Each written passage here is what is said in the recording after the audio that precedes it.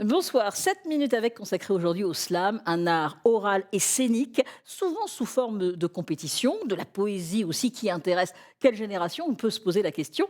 Explication avec mon invité, 7 minutes avec Laurent Etienne. Laurent, bonsoir. Bonsoir. Merci d'avoir accepté notre invitation. Vous êtes slameur, alors vous êtes champion de France 2009 de slam, champion d'Europe en 2012 par équipe et champion concours international en 2015 par équipe aussi.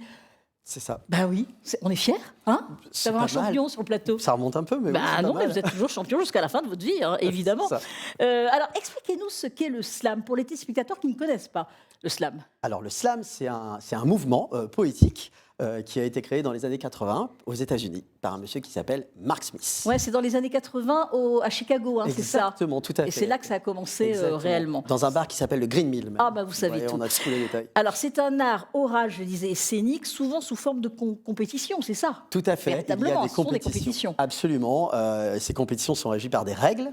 Et ces règles sont au nombre de, on va dire, 3 règles principales. La première, un texte de slam ne doit pas dépasser 3 minutes. Ouais. La seconde, lorsqu'on vient slammer, pas de déguisement, pas d'accessoires, on vient habillé avec ses vêtements de tous les jours.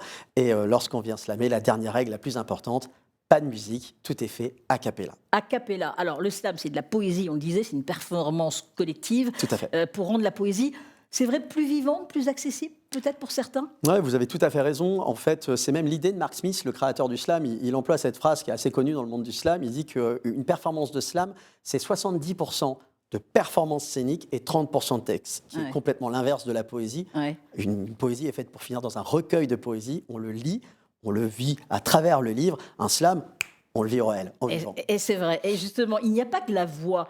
Il y a aussi le texte, il y a le corps. Il y a une présence sur scène réellement pour le slam. Oui, tout à fait. C'est important. Oui, vous avez tout à fait raison.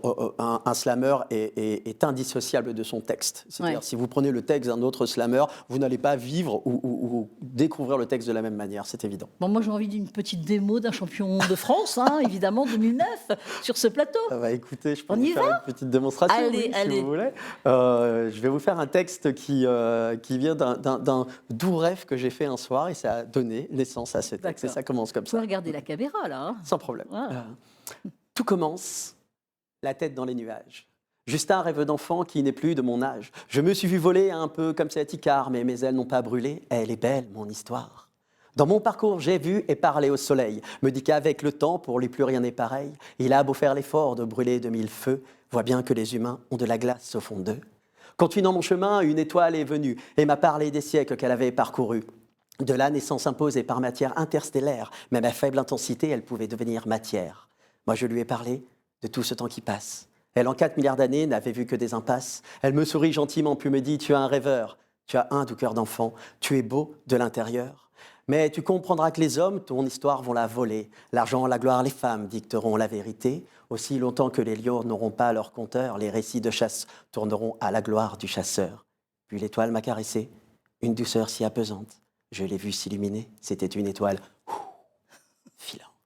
Merci beaucoup. On vous écouterait encore des heures, mais là, on ne peut pas, évidemment. Dans cette émission, un plaisir. Alors, on voit qu'il y a la voix, il y a l'interprétation, évidemment. Le slam, il est destiné à toutes les générations.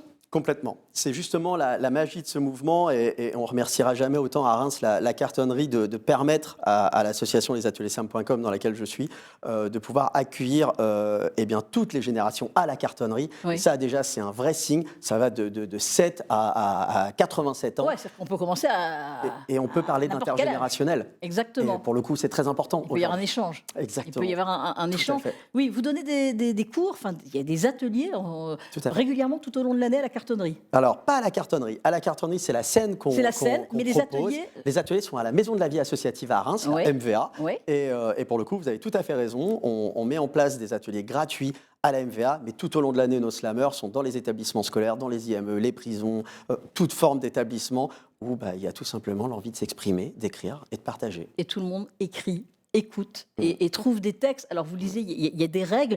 Vous disiez 3 minutes. Il y a combien de lignes à peu près? Alors, on ne compte pas en ligne. C'est vraiment en minutes. Oui, parce que comme vous l'avez très bien dit tout à l'heure, vous expliquiez que la performance avait son sens. Quelqu'un va travailler sa performance, par exemple, en parlant extrêmement vite, va avoir plus de matière à dire. Oui. Quelqu'un va faire un texte peut-être plus doux, avec quelques nuances, des gestions de silence. Alors, il y aura moins de matière à l'écriture, mais il y aura une performance différente. Évidemment, une interprétation Absolument, aussi. tout à fait. Alors, il y a ces ateliers. Après, quand il y a ces ateliers, ils vont sur scène aussi. Hein. C'est le but de la C'est le cartonnerie. but, et C'est ça, ils aiment, évidemment. Au bout de Ouais. combien de temps ils vont sur scène? Ah, alors là, pour le coup, c'est très aléatoire. Vous avez Ouais. des gens qui vont commencer un premier atelier, qui ne vont même pas écrire, qui vont juste être observateurs, besoin Ouais. d'observation. Puis il y en a, ils vont prendre la plume et le lendemain, vont avoir envie tout de suite de monter sur scène. Face au public. Oui, on est sur des tempéraments là. Face au public. Et, alors, on peut découvrir le slam un petit peu partout, c'est-à-dire dans des cafés-concerts, dans des bars, dans des MJC, dans des théâtres, ailleurs aussi? Du slam, il y en a partout aujourd'hui. On ne va pas se le cacher. Même à Reims, il y a plusieurs scènes Ouais. de slam. Après, chacun propose des scènes différentes. Aux ateliers-slam.com, à la cartonnerie, vous vous doutez bien qu'on propose une des plus belles scènes de France, Ouais. parce que là, il y a les lumières, il y a des régies techniques, etc. Mais ça se fait dans les bars, ça se fait dans plein d'autres endroits, effectivement. Bon, les ateliers, si des personnes veulent s'inscrire, Mm. ils vont se renseigner à la cartonnerie, ils vont se renseigner ailleurs, sur le site. Exactement, sur le site, le Facebook des ateliers-slam.com. La prochaine, c'est le 24 février, pour Ouais, le coup. Ouais, il y a ouais. un petit peu de temps par rapport à notre émission.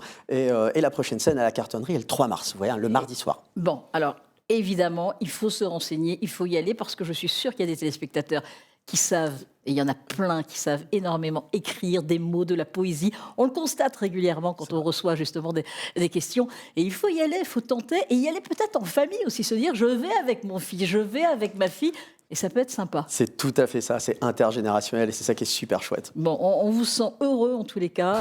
Non, mais c'est vrai, Ouais, et ça se voit quand vous interprétez. Je ne sais pas si ça changera le monde, mais en tout cas, ça le rend plus beau. Et c'est pas mal. Ouais, on en a besoin. Merci beaucoup, Merci de votre Laurent accueil. Etienne, d'avoir accepté mon invitation. Je vous rappelle que vous êtes slameur et champion de France 2009 de slam.